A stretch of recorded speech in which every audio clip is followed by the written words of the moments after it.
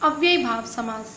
अव्ययीभाव समास वो समास जिसका पहला पद अव्यय हो वो अव्ययीभाव समास कहलाता है। इसको हम बहुत आसानी से याद रख सकते हैं कि इसके नाम में ही सबसे पहले अव्यय आता है, तो इसके नाम से ही इसकी परिभाषा को याद किया जा सकता है कि जिस समास का पहला पद अव्यय हो वो अव्ययीभाव समास कहलाता है।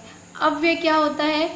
वे शब्द जो लिंग, वचन, कारक, काल, क्रिया आदि के कारण परिवर्तित नहीं होते हैं उन्हें हम अविकारी शब्द या अव्यय भी कहते हैं।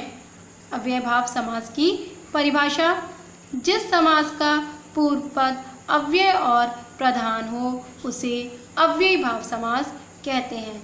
इसमें पूर्व पद अव्यय होने के कारण समस्त पद भी अव्यय हो जाता है, अर्थात जिस समास का पहला पद अव्यय हो, अविकारी शब्द हो और प्रधान हो वो अव्ययीभाव समास कहलाता है। और क्योंकि इस समास का अव्ययीभाव समास का पहला पद पूर्व पद अव्यय होता है, इसी कारण इसका समस्त पद भी अव्यय हो जाता है।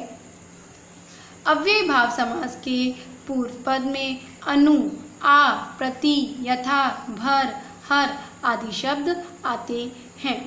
जैसे इसकी हम उदाहरणों द्वारा इसे समझते हैं कि यहाँ पर दिया हुआ है आ जन्म, आ मरण, तो यहाँ पर आ जो है वो अव्यय है।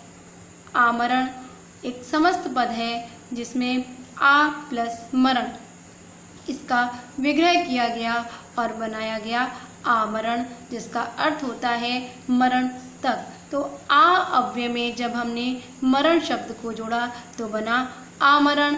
इसी तरह से जब आ अव्यय में ये हमारा पूर्व पद है आ और जन्म को जोड़ा तो बना आ जन्म, तो इसका अर्थ हुआ जन्म से लेकर। उसी तरह से प्रति वर्ष, प्रतिदिन, तो प्रति क्या है? अव्यय है, ये हमारा पूर्व पद है और जब हम इसमें वर्ष को जोड़ते हैं तो बना प्रतिवर्ष, जिसका अर्थ हुआ प्रत्येक वर्ष। उसी तरह से प्रति में जब दिन को जोड़ा गया तो बना प्रति